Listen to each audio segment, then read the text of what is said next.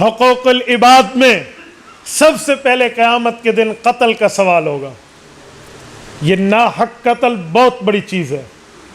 قرآن کہتا ہے خالدن فیہا، جیسے کافر جہنم میں ہمیشہ رہے گا، یہ ناحق قاتل بھی ہمیشہ رہے گا. ناحق قاتل میں آپ کو یہ میں نہیں کہہ رہا کہ حقدار بھی قاتل بن جائے. حقدار قاتل حکومت وقت ہوتی ہے جو حق کی بنیاد پر بدلہ لے سکتی ہے. آپ کا اور میرا کام لا اینڈ آرڈر کے مسائل کو ہاتھ میں لینا نہیں ہے.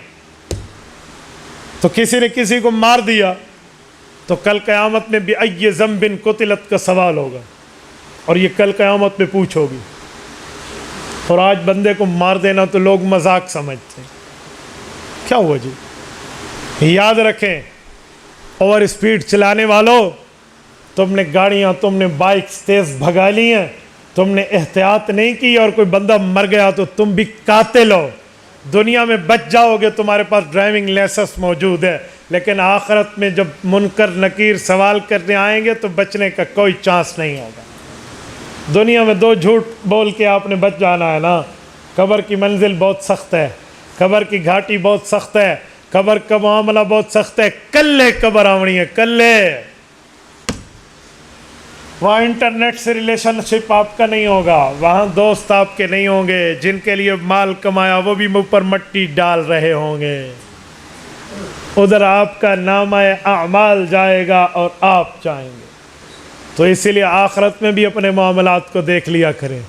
قتل میں بنیادی طور پر سختی اس لیے ہے کہ ہم دوسرے کے حق کو کھا جاتے ہیں. جینا اس کا حق ہے، ہم نے اس کے حق کو کھا لیا، اس کے حق کو ہڑپ کر لیا.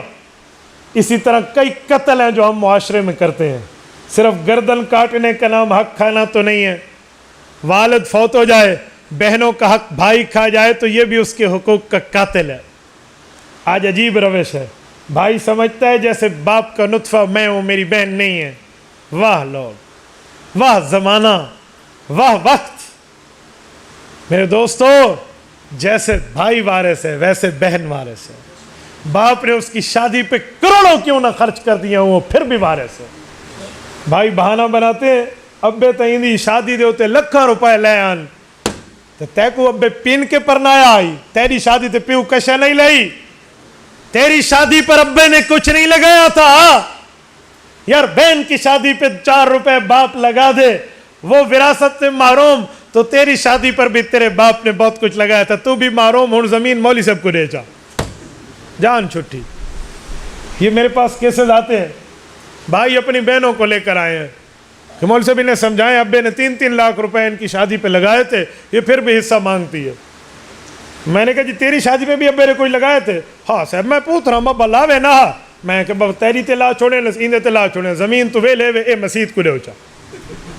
انہوں ڈاڈی سمجھ آتی، انہوں روٹی کو چوچی نہیں آتی بھی کان والے پاسوں گراں پہنچو نہ، یوں سمجھ نہیں آتی. یہاں پوری عقل مندی ہے، دین کے بارے میں کوئی مسائل نہیں ہے. یہ دوسرے کے حقوق کھا جائے. اللہ کے رسول نے فرمایا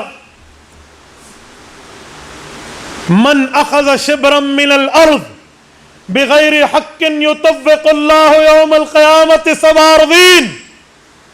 کہا لوگو، اگر ایک بندہ دوسرے بندے کے ساتھ زمین کا پڑوسی ہے اور اس بندے نے زور پر جبری طور پر ایک بالشت دیکھو سادھیں ایک گیٹ شبرم من الارض، ایک بالش زمین آگے کر لی اور اپنا دیکھو سا بننا آدھے ہیں بھئی ننگا چکیت ہے، آگے لگا دیا اپنی باؤنڈری کو. یطوق اللہ یوم القیامت 7 اراضین، قیامت کا دن ہوگا، اس کو اللہ بلائیں گے، 7 زمینوں کا طوق بنائیں گے. عربی میں طوق کہتے ہیں، ہماری زبان میں پنجالی کہتے ہیں، وہ جو گلے میں بیل کو باندھ دی جاتی ہے. سرکش کیا آدھنے کو پنجالی آدھن، وہ جو گلے میں ڈال دیا جاتا ہے، یوں ڈال دیں گے. 7 زمینوں کو طوق کہیں گے، یہ لے، ابھی تو نے ایک بالش زمین لی تھی، اسا وگے تے کلے بے دے کھا بنے. ہماری زبان میں ایک جملہ کہتے ہیں ڈاڑھیاں دے ڈنگے بننے ہوندن. صاحب یہ ڈاڑھا کوئی زمین آسمان دے اتو لے کے آیا ہے؟ بھائی شریعت سے بڑھ کے کون کسی کا حق دے گا؟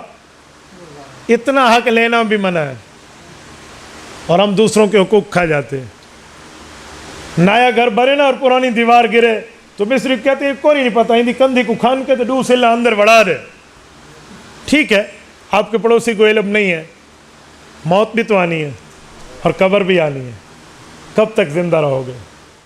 تبارك الذي نزل الفرقان على عبده ليكون للعالمين نذيرا.